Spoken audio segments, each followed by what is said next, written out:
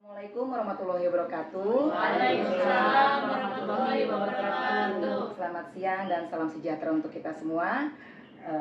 Sebelum saya memulai, mungkin ada sedikit pantun dari saya.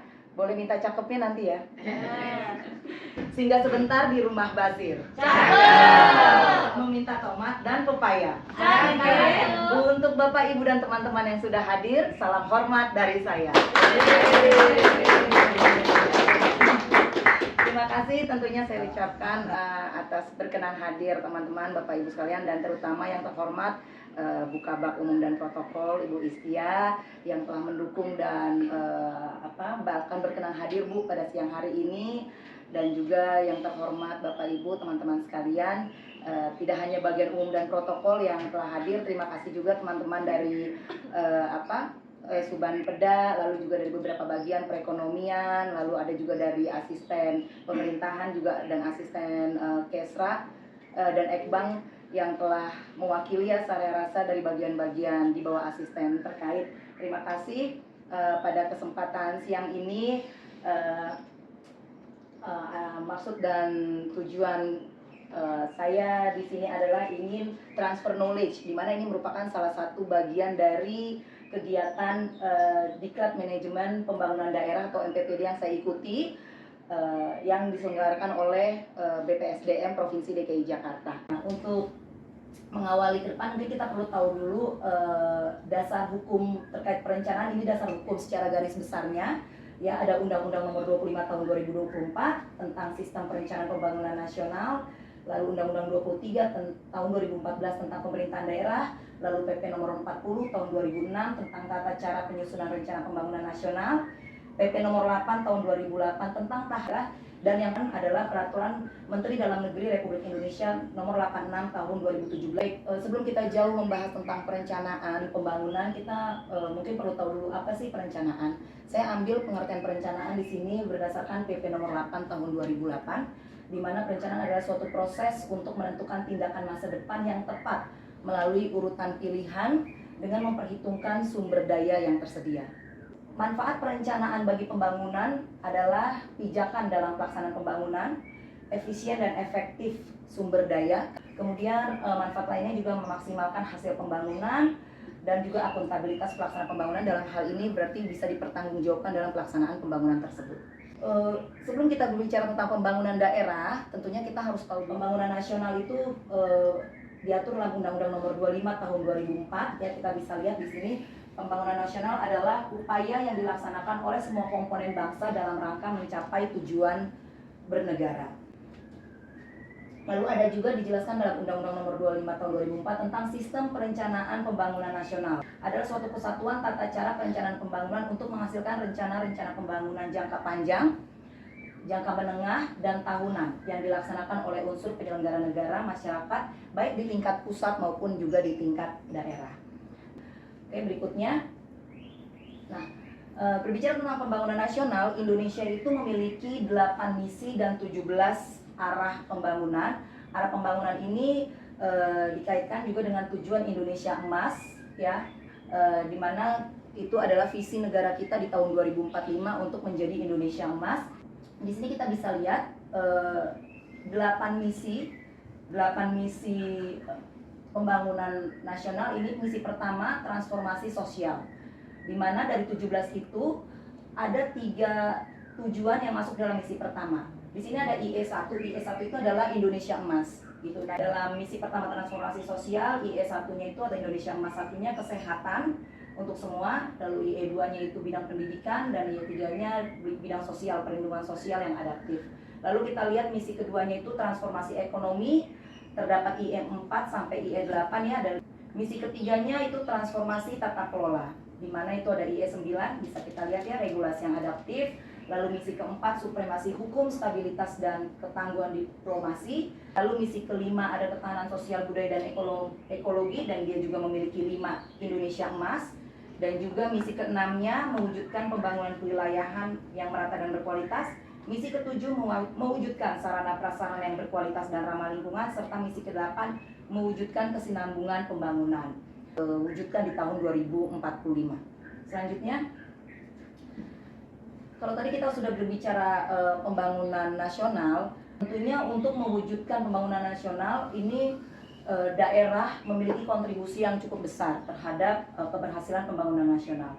Tidak hanya pemerintah daerah, tapi juga di sini ada kontribusi dari swasta, kontribusi dari masyarakat, lalu kementerian dan lembaga, dan juga kontribusi dari Pemda, provinsi, kabupaten, kota.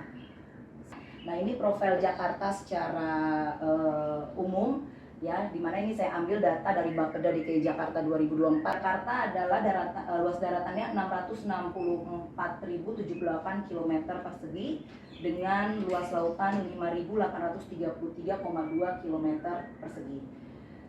Kemudian penggunaan lahannya ini 50% untuk perumahan, ya, 23% untuk pelayanan umum, lalu 13% untuk perkantoran, perdagangan dan jasa, 9%-nya untuk industri.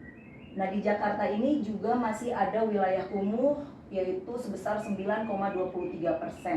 Sedangkan ruang terbuka hijaunya baru ada 5,21% untuk saat ini. Lalu bagaimana dengan kependudukan di Jakarta? Padatan penduduk di Jakarta adalah 15.978 jiwa per kilometer persegi dengan jumlah populasi Jakarta 10.679.951 jiwa. Nah, ini fundamental problems ya. Pertama yaitu penyediaan air bersih. Kemudian masalah lainnya ini juga ada pengolahan sampah, di mana jumlah rata-rata sampah yang diangkut ke Bantar Gebang itu sebanyak 7.361 ton per hari. Lalu permasalahan yang lain adalah pengelolaan air limbah, ya. Kualitas udara ini juga menjadi suatu fundamental problems di Jakarta, tingkat kemiskinan dan juga indeks pembangunan manusia. Ada 4 prioritas pembangunan. Prioritas pembangunan pertama yaitu peningkatan kualitas lingkungan dan infrastruktur kota. Prioritas pembangunan kedua adalah akselerasi pertumbuhan ekonomi. Prioritas pembangunan 3, peningkatan kesejahteraan masyarakat. Dan juga prioritas pembangunan 4, itu adalah tata kelola pemerintahan yang adaptif. Nah, ini perencanaan pembangunan daerah. Kita bisa dilihat di sini kalau di level nasional ada RPJPN, RPJMN, dan RKP. Nah, turunannya di daerah adalah RPJPD, RPJMD, dan juga RKPD. Nah, kalau untuk RPJPN ini adalah untuk jangka panjang yaitu 20 tahun, RPJMN itu menengah 5 tahun, dan RKP itu atau RKPD itu untuk tahunan atau 1 tahun. Ada beberapa pendekatan dalam menyusun perencanaan pembangunan, baik itu di nasional maupun daerah. Ada 6 pendekatan, yaitu pendekatan teknokratik, lalu ada pendekatan politis, dan yang ketiga adalah partisipatif. Pendekatan atas bawah dan bawah atas, yang terakhir pendekatan spasial dengan mempertimbangkan dimensi keuangan dalam perencanaan. Saya akan coba menjelaskan fokus kepada di level daerah, ya, yaitu ada RPJPD. Di sini RPJPD ini merupakan penjabaran dari visi misi arah kebijakan sasaran pokok pembangunan daerah jangka panjang untuk 20 tahun yang disusun berpedoman. Lalu untuk di jangka menengahnya yaitu RPJMD, ini juga merupakan penjabaran visi misi dan program kepala daerah yang memuat tujuan, sasaran, strategi, arah kebijakan pembangunan dan keuangan daerah, serta program perangkat daerah dan lintas perangkat daerah yang disertai dengan kerangka pendanaan bersifat indikatif untuk jangka waktu 5 tahun. Ini RKPD adalah perencanaan pembangunan untuk jangka pendek yaitu 1 tahun. Selanjutnya itu ada Renstra, di mana ini merupakan rencana perangkat daerah. Rencana perangkat daerah yaitu ada Renstra yang memuat tujuan, sasaran, program, dan kegiatan pembangunan dalam pelaksanaan urusan pemerintah wajib atau urusan Renja, ya. Di sini memuat program, kegiatan, lokasi, dan kelompok sasaran yang disertai indikator kinerja dan pendanaan sesuai dengan tugas dan fungsi setiap perangkat daerah. Renja ditetapkan kepala daerah setelah RKPD ditetapkan. Oke, baik, selanjutnya di pause dulu kali ya, Kak. Gimana? Baik Bapak Ibu, selanjutnya di sini kita sudah melihat ada beberapa dokumen perencanaan pembangunan baik di level nasional dan level daerah, di mana ada dokumen perencanaan pembangunan jangka pendek yaitu 1 tahun, jangka menengah 5 tahun, dan jangka panjang 20 tahun. Ini hanya gambaran secara keseluruhan saja, baik di level nasional, daerah, dan perangkat daerah. Sedangkan untuk penjelasan secara detailnya mungkin di next slide, boleh slide selanjutnya. Nah, nih di sini kita lihat untuk jangka panjangnya, saya akan coba menjelaskan fokus kepada di level daerah. ya, yaitu ada RPJPD. Di sini RPJPD ini merupakan penjabaran dari visi misi arah kebijakan sasaran pokok pembangunan daerah jangka panjang untuk 20 tahun yang disusun berpedoman pada RPJPN dan RT/RW. Dan kita lihat penjelasannya di sisi kanan ya, ditetapkan dengan peraturan daerah paling lama 6 bulan setelah RPJPD periode sebelumnya berakhir. Lalu untuk di jangka menengahnya yaitu RPJMD, ini juga merupakan penjabaran visi misi dan program kepala daerah yang memuat tujuan, sasaran, strategi, arah kebijakan pembangunan dan keuangan daerah, serta program perangkat daerah dan lintas perangkat daerah yang disertai dengan kerangka pendanaan bersifat indikatif untuk jangka waktu 5 tahun yang disusun berpedoman pada RPJPD dan RPJMN. Jadi RPJMD baru bisa tersusun jika RPJPD telah selesai dan juga berpedoman pada RPJMN atau rencana pembangunan jangka menengah di level nasional. Untuk RPJMD juga ditetapkan dengan peraturan daerah paling lama 6 bulan setelah kepala daerah terpilih dilantik. Untuk selanjutnya ini RKPD. Ini RKPD adalah perencanaan pembangunan untuk jangka pendek yaitu 1 tahun, di mana di dalam RKPD ini merupakan penjabaran yang RPJMD yang memuat rancangan kerangka ekonomi, prioritas pembangunan serta rencana kerja dan pendanaan untuk jangka waktu 1 tahun. Dan ini RKPD ini berpedoman pada RKP dan program strategis nasional. Kemudian selanjutnya itu ada Renstra, di mana ini merupakan rencana perangkat daerah. Rencana perangkat daerah yaitu ada Renstra yang memuat tujuan, sasaran program dan kegiatan pembangunan dalam pelaksanaan urusan pemerintah wajib atau urusan pemerintahan pilihan sesuai dengan tugas fungsi perangkat daerah. Ya, untuk Renstra ini ditetapkan dengan Perkada setelah RPJMD ditetapkan. Dan selanjutnya ini yang mungkin lebih akrab di telinga kita dan ini setiap tahun juga kita lakukan yaitu Renja ya. Di sini memuat program kegiatan lokasi dan kelompok sasaran yang disertai indikator kinerja dan pendanaan sesuai dengan tugas dan fungsi setiap perangkat daerah. Baik, selanjutnya di sini kita lihat ada kerangka logis RPJPD tahun 2025 sampai 2045.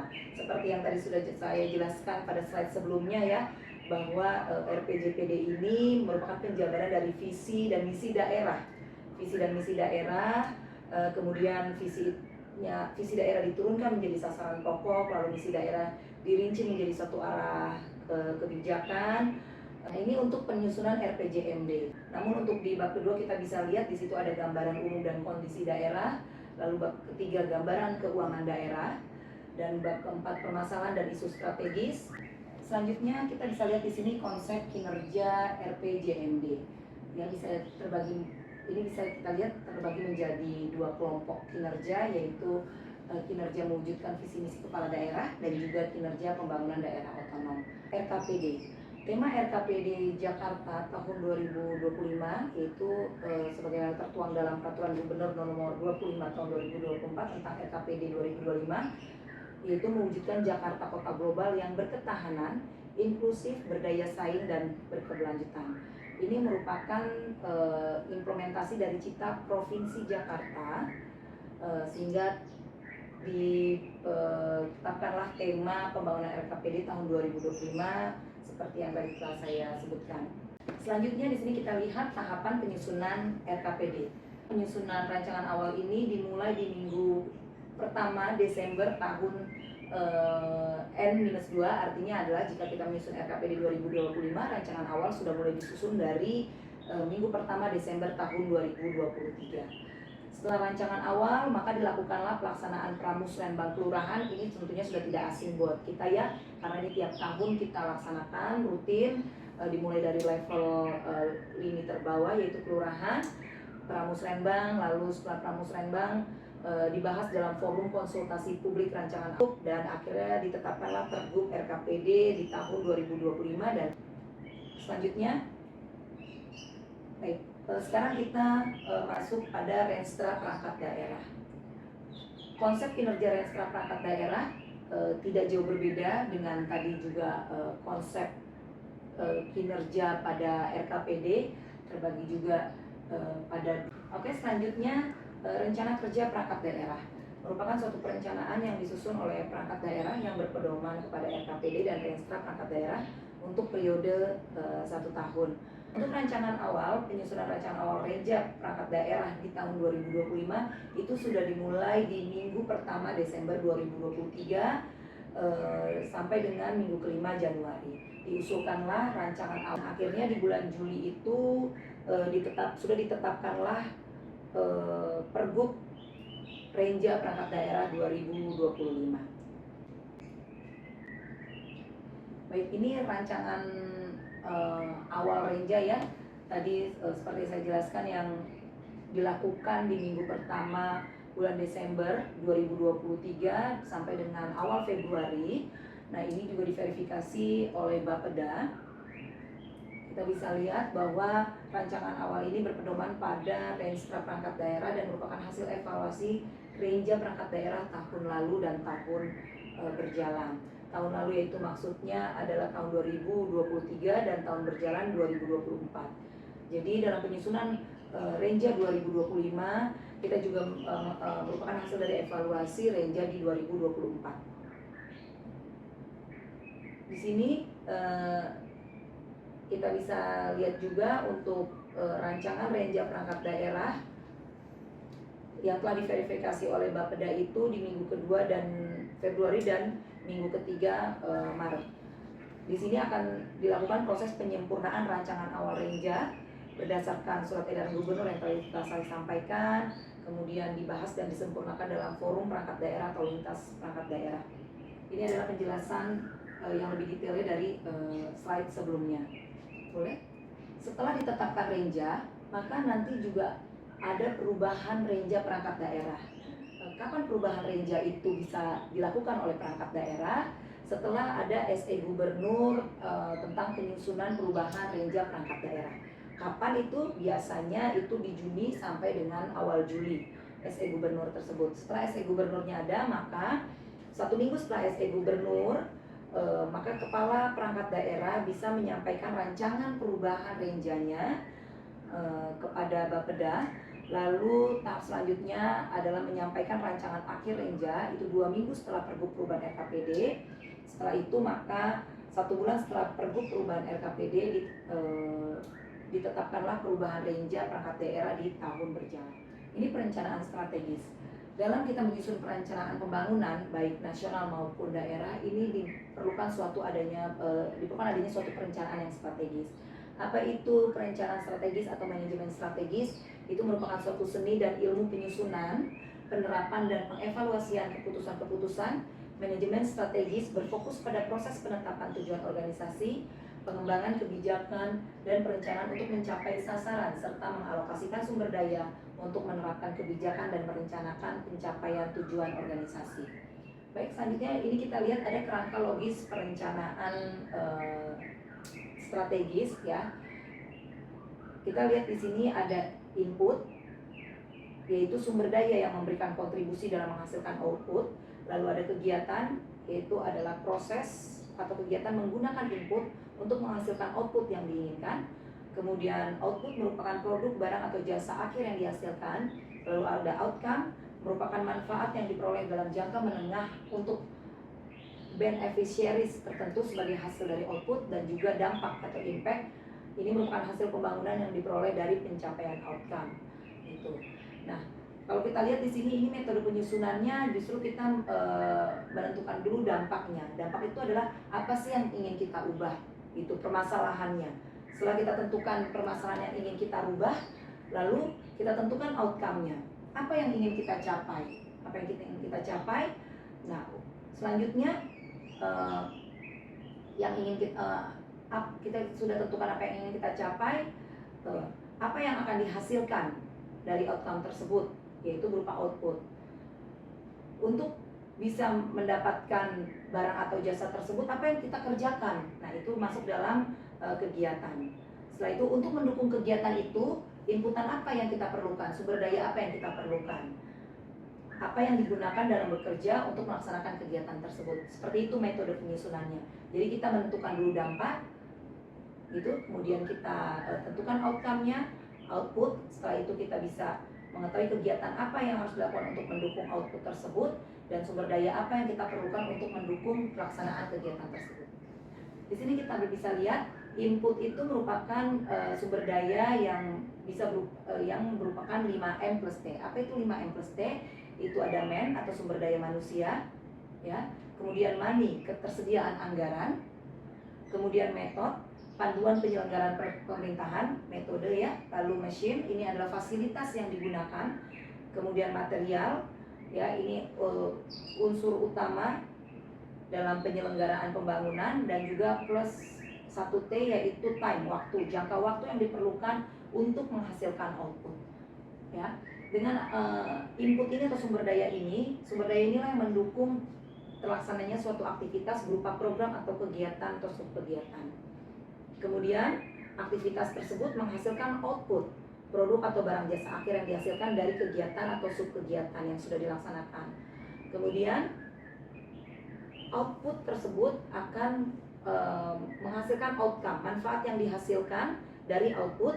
Kemudian setelah itu muncullah impact, perubahan yang dihasilkan dari pencapaian output dan output. Di sini kita bisa lihat contoh kerangka logis manajemen strategis, ya. Untuk inputnya tadi seperti saya jelaskan merupakan sumber daya yang diperlukan untuk mendukung pelaksanaan kegiatan-kegiatan atau aktivitas yang merupakan program kegiatan dan juga subkegiatan. Contohnya di sini aktivitas yang akan dilakukan adalah program pengelolaan sekolah, kegiatan pengelolaan pendidikan sekolah menengah atas, subkegiatan pembangunan unit sekolah baru, subkegiatan pengadaan sarana mobilitas sekolah, subkegiatan pembinaan kelembagaan manajemen sekolah menengah atas. Lalu outputnya setelah aktivitas ini dilaksanakan yaitu jumlah pengelolaan sekolah menengah atas. Lalu jumlah sekolah baru yang telah dibangun, ya, ini merupakan output dari subkegiatan pembangunan unit sekolah baru. Lalu output selanjutnya adalah jumlah sarana mobilitas sekolah yang tersedia dan jumlah sekolah menengah atas yang dilakukan pembinaan kelembagaan dan manajemen. Setelah output ini diperoleh, maka outcomes-nya adalah sekolah menengah dapat terkelola dengan baik. Lalu dampak atau impact-nya apa?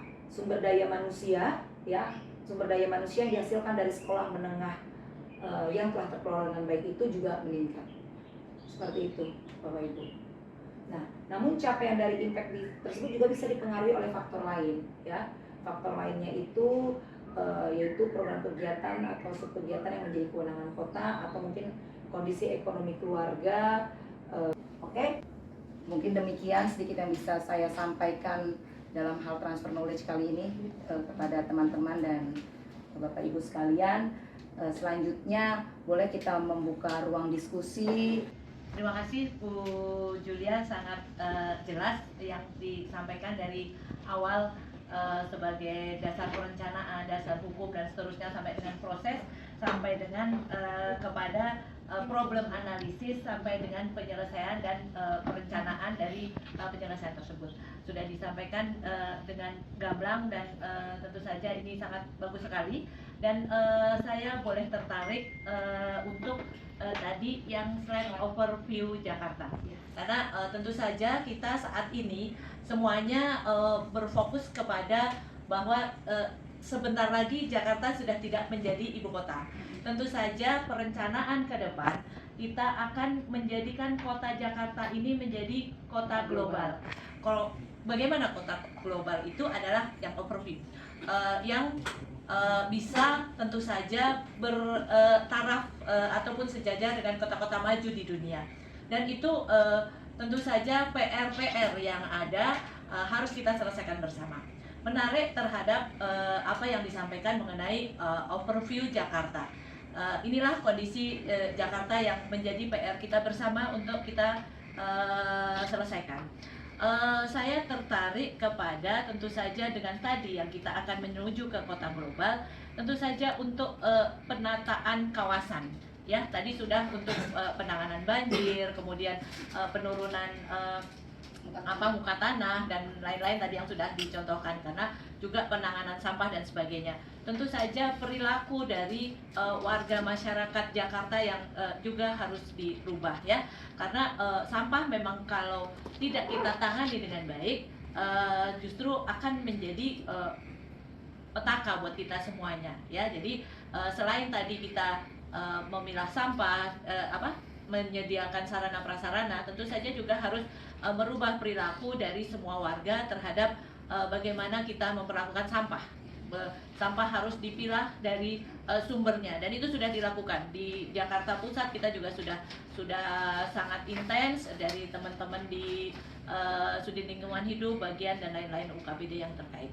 Nah, mungkin saya memberikan masukan terhadap ini ya, penataan kawasan, karena tentu saja kita kalau di Jakarta Pusat ini yang terlihat sekali adalah beberapa wilayah yang terdapat pemukiman yang masih kurang layak ya. Memang Jakarta Pusat juga sudah terus melakukan penataan, baik itu berskala kawasan. Beberapa tempat mungkin Bu Julia juga sudah monitor secara langsung, mengikuti secara langsung terhadap penataan kawasan eks kebakaran. Kemudian juga yang di tanah tinggi ya, yang secara tanahnya dijadikan menjadi satu dan dibangun oleh basis maupun pemerintah. Itu menurut saya juga perlu menjadi perhatian kita di dalam pembangunan ke depan. Itu saja mungkin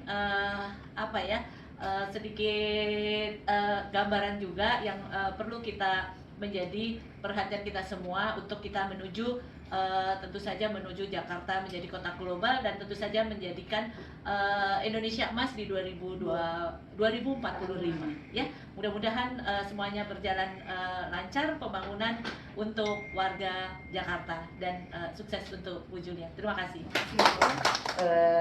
Untuk mengakhiri boleh satu pantun. Kasih. Tapi ada kebetan. Bibit ikan terbawa arus. Tanpa kecuali si ikan lele. Artinya betul. Perencanaan perlu dilaksanakan serius, jangan pernah dianggap sepele. Satu lagi pantun penutup. Libur panjang di akhir pekan. Pada aturan haruslah kita patuh. Semoga bermanfaat yang saya sampaikan. Wassalamualaikum warahmatullahi wabarakatuh.